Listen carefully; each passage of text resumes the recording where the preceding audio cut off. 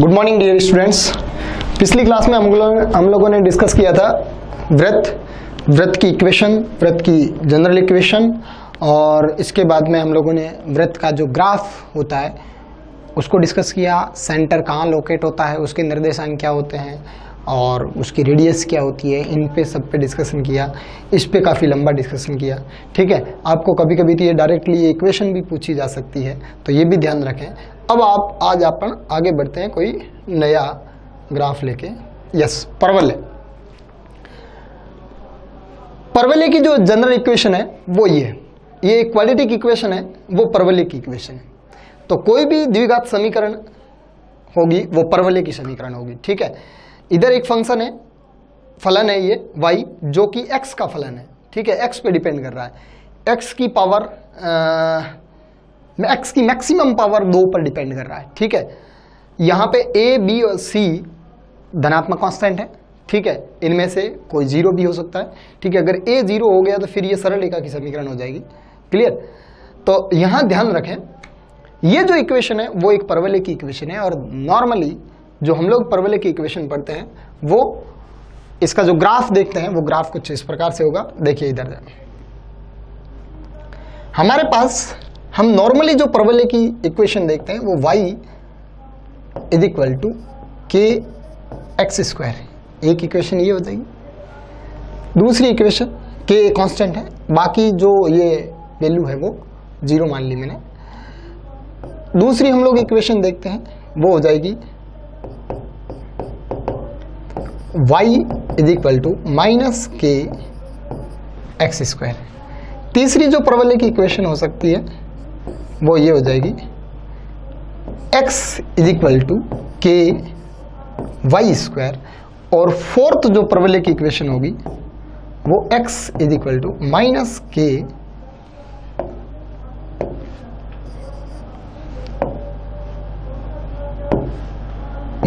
के y square. ठीक है, ये 4 प्रकार के परवलय हैं। तो इन 4 प्रकार के परवलयों के ग्राफ कैसे होंगे तो उन पे हम लोग डिस्कशन करते हैं। देखो, सबसे पहले ग्राफ की बात करें तो देखिए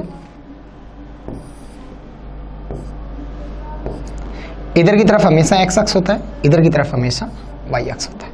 ठीक है, अब देखो सबसे पहले मैं इस ग्राफ की बात करूं, इस परवलय की बात करूं जो कि है y इज इक्वल टू के एक्स स्क्वायर। आप x की वैल्यू 0 रखोगे तो y की वैल्यू 0 आएगी, मतलब ग्राफ यहां से पास होगा। ठीक है, फिर आप x की वैल्यू +1 रखोगे और -1 रखोगे। x की वैल्यू +1 और -1, तो y की वैल्यू धनात्मक में आएगी और वो k आएगी, बराबर, बिल्कुल एग्जैक्टली। फिर x की वैल्यू आप +2 रखोगे और y इधर -2 रखोगे, तो x की वैल्यू अगर मैं +2 रखूं या -2 रखूं, y की वैल्यू आएगी 2 का स्क्वायर, +2 का या -2 का सेम होगा 4, तो y की वैल्यू आएगी 4k। ये तो ये अगर k है तो इसका 4 गुना 4k। और आपको पता है ये जो ग्राफ आएगा वो कुछ इस प्रकार से आएगा, ये बिल्कुल यहां से टच करके जाएगा।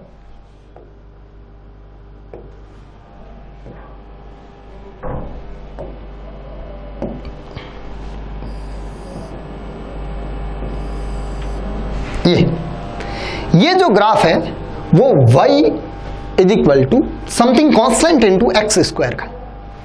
ठीक है, तो इसका ग्राफ भी कुछ ऐसा होगा, बट इसमें ये शीर्ष कहां पे होगा, इधर होगा, नीचे होगा, ऊपर होगा, इधर होगा, इधर होगा, इन बातों पे डिपेंड करेगा।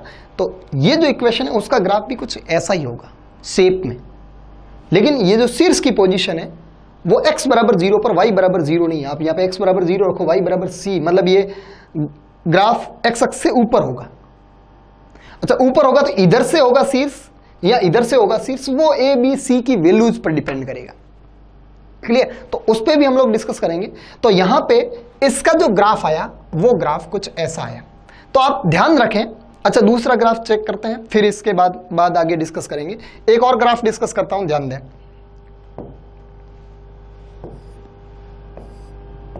ये एक्स अक्ष है, ये वाई अक्ष है। इस बार मैं इसका ग्राफ डिस्कस करता हूं।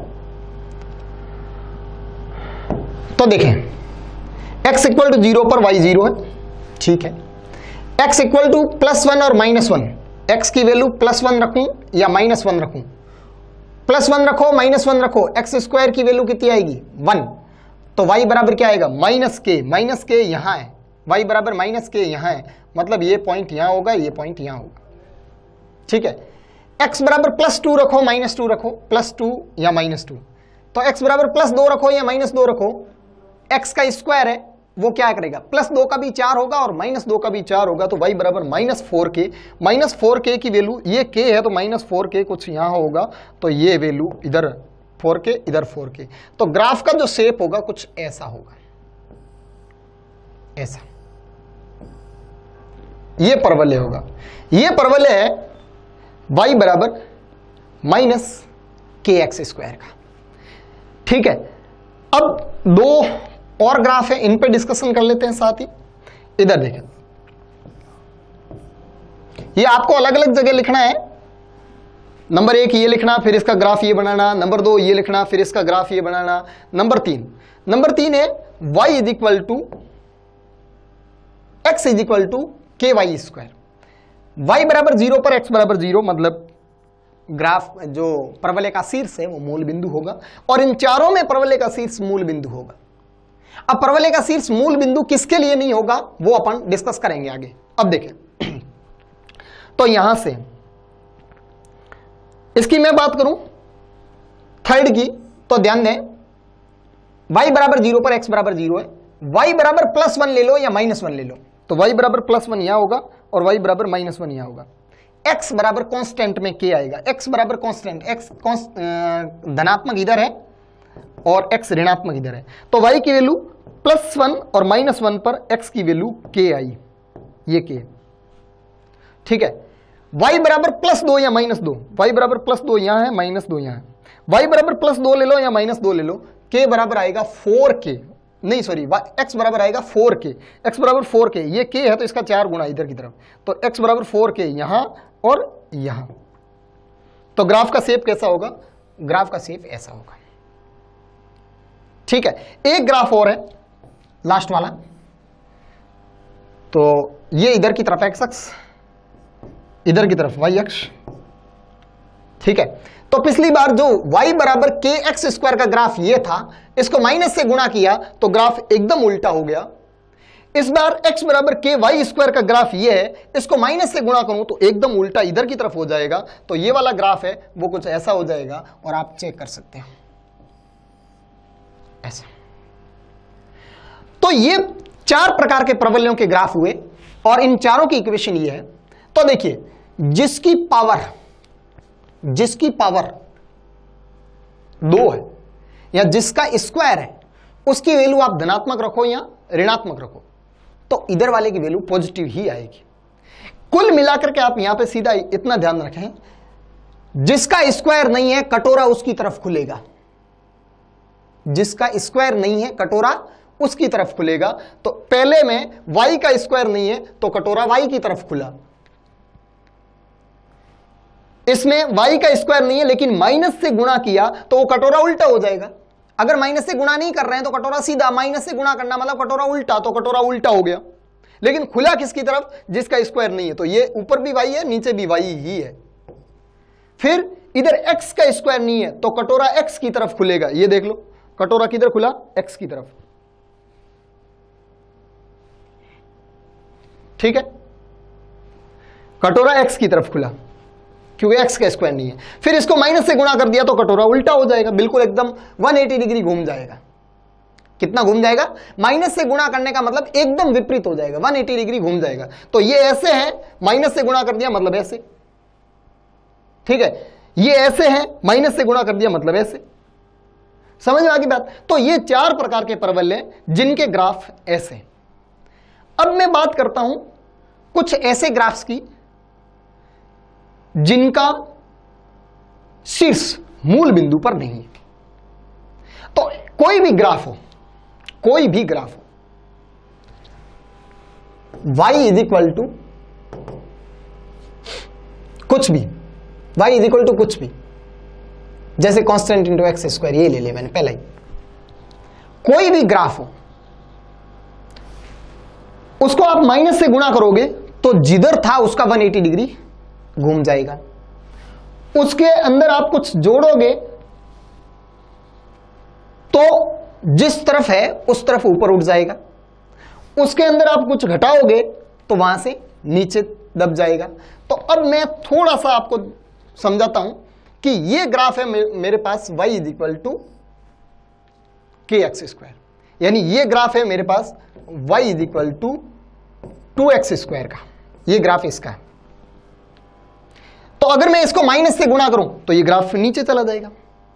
अगर मैं इसके अंदर 3 जोड़ दूं, अगर मैं इसके अंदर 3 जोड़ दूं तो ये ग्राफ सीधा सीधा 3 ऊपर शिफ्ट हो जाएगा। यानी इसका जो ग्राफ है ना y बराबर एक्स स्क्वायर प्लस 3, देखिए मैं धीरे धीरे इस पे आ रहा हूं, धीरे धीरे इस पे आ रहा हूं। तो इसके अंदर मैंने 3 जोड़ा तो ये ग्राफ 3 ऊपर उठ जाएगा। मतलब ये ग्राफ, इस ग्राफ के शेप में कोई किसी प्रकार का परिवर्तन नहीं होगा, शेप वैसा का वैसा रहेगा। और ये शेप यहां से किधर उठ जाएगा, ये शेप यहां से ऐसे ऊपर उठ जाएगा, ऐसे। और ये यहां पे काटेगा कहां, y बराबर 3 पर। क्यों? क्योंकि आप x बराबर 0 रखोगे। देखिए यहां पे इधर आते हैं तो x बराबर 0, x बराबर 0 रखोगे तो y बराबर 3 आएगा। ग्राफ 3 से शुरू होगा और ऐसे ऐसे ऊपर चला जाएगा। अच्छा, आप यहां पे +3 नहीं करते, इस जगह आप +3 नहीं करते और इस जगह आप करते -3, 2x स्क्वायर -3, तो ये ग्राफ सीधा सीधा नीचे शिफ्ट हो जाता। ग्राफ सीधा सीधा किधर शिफ्ट हो जाता, नीचे की तरफ। और ये ग्राफ आता आपका ऐसा, ऐसा ग्राफ आता, ठीक है। और ये यहां पे काटता y बराबर -3 पर। देख लो, इधर आओ, x बराबर 0, x बराबर 0 यहां रखो तो y बराबर -3 लो। अच्छा, फिर ये ग्राफ x अक्ष को काट रहा है, देखो यहां पे x अक्ष को काट रहा है। तो x जहां x अक्ष को काटता है वहां y बराबर 0 होता है, तो आप यहां पे y बराबर 0 रखो। y बराबर 0 रखा तो 2x स्क्वायर -3 बराबर 0, तो -3 उधर चला जाएगा, तो 2x square is equal to 3, then x square is equal to 3/2, then x is equal to plus minus √3/2। तो ये वाली वैल्यू है ना जहां ये काटा, वो x बराबर प्लस √3/2 है, और ये वाली जो वैल्यू है ना वो x बराबर माइनस √3/2 है। समझ आ गई? √3 पूरे पर देख लो, प्लस माइनस आया, मतलब एक प्लस की वैल्यू होगी, एक माइनस की वैल्यू होगी। देखो दो जगह काटा कि नहीं काटा, और ये ऑटोमेटिक इस समीकरण से आ रहा है, मैं नहीं लाया कि इसकी वैल्यू ये होगी, ये होगी, समीकरण से वैल्यू आई है। क्लियर? तो बात समझ में आ रही है? आप यहां तक सीख गए कि एक्स स्क्वायर के अंदर प्लस हो या माइनस हो तो ग्राफ कैसे होगा। अगर यहां पे कुछ भी नहीं हो और y बराबर कुछ भी कांस्टेंट इंटू एक्स स्क्वायर होना, तो ग्राफ होगा आपका ये वाला, बिल्कुल मूल बिंदु से गुजरने वाला, और ये वाला। इसके अंदर आप कुछ ऐड करोगे तो ग्राफ ऊपर जाएगा, जितना ज्यादा ऐड करोगे उतना ज्यादा ऊपर जाएगा, जितना कम ऐड करोगे उतना कम ऊपर जाएगा। ठीक है? और ये जो ग्राफ आया ना, ये ग्राफ किसका है? ये ग्राफ है 2x स्क्वायर -3 का, y बराबर 2x स्क्वायर -3 का। अब आप इस पूरी इक्वेशन को माइनस से गुणा करो, पूरी इक्वेशन को अगर माइनस से गुणा कर देते हो तो ये इक्वेशन क्या बनती है आपको पता है? ये इक्वेशन बन जाती है, मैं इनको मिटा दूं, ये चीजें आप नोट करते जाना साथ साथ में।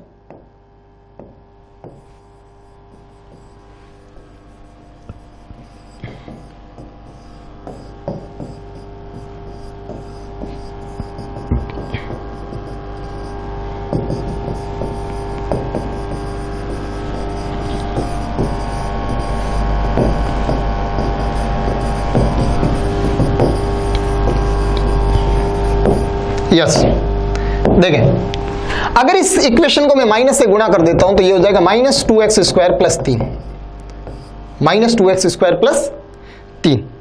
ठीक है? और माइनस से गुणा करते ही ये ग्राफ है वो 180 डिग्री घूम जाएगा। इस ग्राफ का क्या होगा? 180 डिग्री घूम जाएगा। और कैसे बनेगा? देखिए, इस पूरे ग्राफ को मैंने माइनस से गुणा किया, पूरे ग्राफ को माइनस से गुणा किया, तो पहले ये ग्राफ था और अब ये ग्राफ कैसा बन जाएगा? देखो,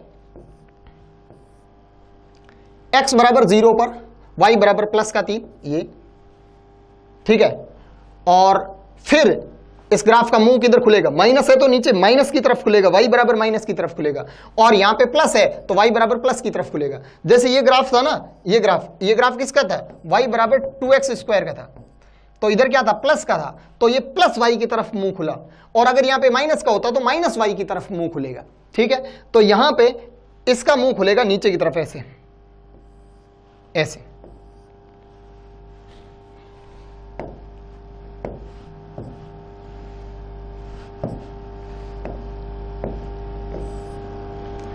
ठीक है, तो ये y बराबर आ गया +3, और साथ में ये दो बिंदुओं पर काट रहा है, वो कहां काटेगा, तो इसको 0 करो और वो वापस वही दो बिंदु आएंगे, ये वाले। ठीक है, तो ये ग्राफ ऐसे घूम गया। ठीक है, तो जो यहां पे था वो ऊपर चला गया, और ग्राफ है बिल्कुल ये ऐसे हो गया, कुल मिलाकर के ऐसे 180 घूमेगा अपनी पोजीशन पे। तो अपनी पोजीशन पे 180 कहां घूमेगा, एक्स अक्ष के अलोंग। तो इस एक्स अक्ष को यहां पे कांस्टेंट लेते हुए एक्स अक्ष के अलोंग 180 घुमा दो। तो जब ये एक्स अक्ष से ऊपर ये वाला था, तो इसको 180 घुमाने के लिए ऐसे ले आओ, तो ये सीधा ऐसा बन जाएगा। अच्छा, इसको घुमाना एक्स अक्ष के अलोंग, तो ये तो यहीं रहेगा, और ऊपर से ऐसे नीचे ले आओ। इसको घुमाना है तो ये यहां से ऐसे ऊपर ले जाओ, समझ रहे हैं मेरी बात।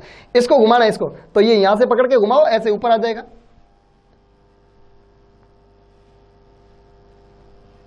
यहां से पकड़ के घुमाते ही ऐसे ऊपर। ठीक है, और इसको ऐसे पकड़ के घुमाओ, यहां आ जाएगा, ये पॉइंट यहीं रहेगा, इसमें ये पॉइंट यहां चला जाएगा। बात समझ में आ रही है ना, बहुत अच्छी बात है, सब दिमाग लगा करके समझना पड़ेगा आपको। क्लियर, आगे बढ़ते हैं। देखो, तो अभी तक हम लोगों ने ऐसे ऊपर नीचे शिफ्ट किया, अब हम लोग इधर उधर भी शिफ्ट कर सकते हैं। तो देखो कैसे करें, देखें। मेरे पास एक परवलिक इक्वेशन है, y equal to x square plus 4x plus 5, ये एग्जैक्टली वैसी है। इसका मुझे ग्राफ बनाना है, लेकिन मुझे जो ग्राफ बनाना आता है ना, वो आता है y इक्वल टू के एक्स स्क्वायर, और इसके अंदर प्लस माइनस कुछ भी कर सकता हूं। मुझे ये ग्राफ बनाना आता है। ठीक है, क्योंकि अभी अभी हमने 4 ग्राफ इस टाइप के बना करके सीखे, और ये प्लस माइनस हमने लास्ट में सीखा, बाकी हमें तो पहले तो ये 4 ही ग्राफ बनाने आते थे। कोई दिक्कत नहीं है आपको, अगर ये 4 ग्राफ बनाने आते हैं ना, इस वाले कौन कौन से, y बराबर के एक्स स्क्वायर, y बराबर माइनस के एक्स स्क्वायर, और x बराबर के वाई स्क्वायर, और x बराबर माइनस के वाई स्क्वायर, अगर ये 4 ग्राफ आपको बनाने आते हैं तो ऐसे कोई भी ग्राफ है वो आप बना लोगे। क्यों, क्योंकि ऐसा कोई भी इक्वेशन लिखा हुआ है ना, तो मैं इन चारों में बदल सकता हूं। इस इक्वेशन को कैसे बदलते हैं वो देखो, वो इंपॉर्टेंट है।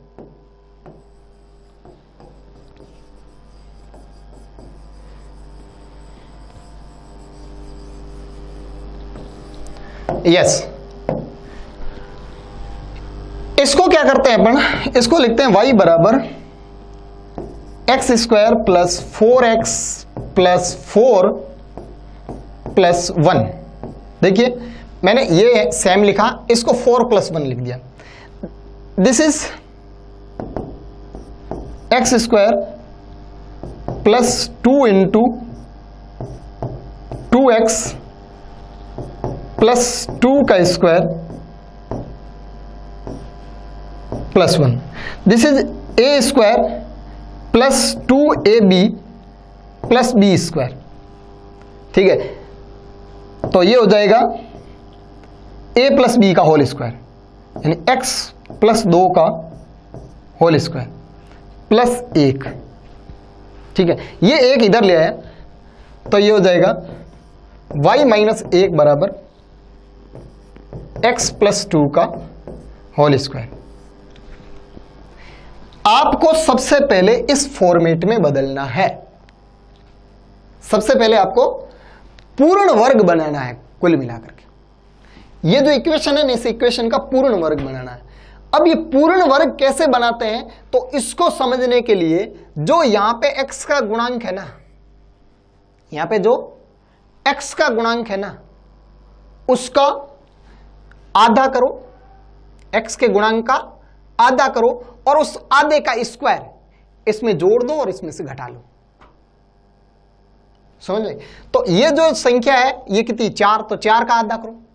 4 का आधा कितना हो गया, 2। 2 का स्क्वायर करो, 2 का स्क्वायर कितना हो गया, 4। 4 इसमें जोड़ दो और 4 इसमें से घटा दो। तो जो 4 जोड़ा वो तो इधर लिख दिया और फिर पीछे क्या रहा, ये 5 - 4 + 1 वो यहां लिख दी। तो ये पूर्ण वर्ग बन जाएगा। समझ में आ गई? अब बात पूर्ण वर्ग बनने से आगे हम लोग कैसे उसको सॉल्व आउट करते हैं उसकी करते हैं, कैसे हम लोग उसको ग्राफ में कन्वर्ट करते हैं उसकी बात। पूर्ण वर्ग बनाना आ गया ना, कोई भी ऐसे द्विघात समीकरण दी हुई है, ये आपको पता है, आपने पहले बनाया है, ठीक है। अच्छा इधर कुछ लिखा हुआ है तो पहले इसका भाग देंगे, ये 10th क्लास में आपने सीखा होगा मेरे हिसाब से, ठीक है। इधर पहले कुछ इधर लिखा हुआ है तो पहले उसका भाग देना जरूरी है, तो इधर आप इसका भाग दोगे। जैसे मान लो मैं इसका बना के बताता हूं आपको पूर्ण वर्ग कैसे बनाते हैं। इसका अगर पूर्ण वर्ग बनाना तो पहले आप इसको लिखोगे y = x²। ये जो x² के गुणांक में उसका पहले भाग दो, तो y = x² + b/a × x + c/a, ये हो गया। अब देखिए, अब इधर x² का गुणांक 1 है, तो पहले सबसे पहले x² का गुणांक 1 करना है, कर लिया। अब 1 करने के बाद में आप यहां जो लिखा हुआ है उसको क्या करोगे, उसका आधा करोगे, उसका आधा करके +2 - 2 करोगे, नहीं सॉरी आधा करके उसका वर्ग करोगे, वर्ग करके प्लस करोगे और घटाओगे, ठीक है। तो यहां पे इसका आधा किया, कितना हो गया, b/2a। फिर इसका वर्ग करो और फिर उस वर्ग को जोड़ो और घटाओ। समझ आ गई बात, ठीक है। तो ये चीजें कर लेंगे।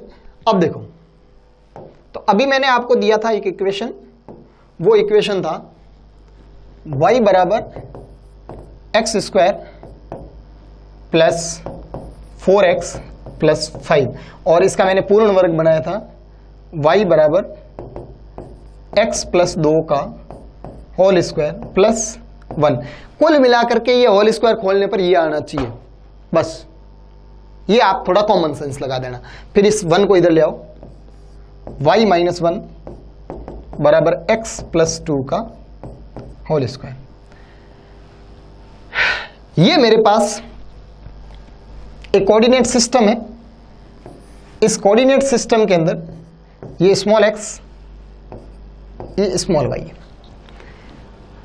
अब मैं अगर मेरे पास ये जो चीज लिखी हुई है ना, इसको मैं कैपिटल X मान लूं, ये जो लिखा हुआ है उसको क्या मान लूं, कैपिटल X, कैपिटल Y, ठीक है। और ये जो लिखा हुआ है इसको मैं कैपिटल X मान लूं, तो मेरे पास ये ब्रैकेट के अंदर वाला, तो मेरे पास ये इक्वेशन बनी y = x², ठीक है। तो सबसे पहले कैपिटल Y है ना, वो किसके बराबर है, तो कैपिटल Y है y - 1 के बराबर, और कैपिटल X किसके बराबर है, कैपिटल X है x + 2 के बराबर। तो इसमें x = 0, y = 0, ये मूल बिंदु है। तो ये जो कैपिटल X और कैपिटल Y का जो कोऑर्डिनेट सिस्टम है ना, उसका मूल बिंदु कहां है, तो उसका मूल बिंदु होगा कैपिटल X = 0 और कैपिटल Y = 0 पर।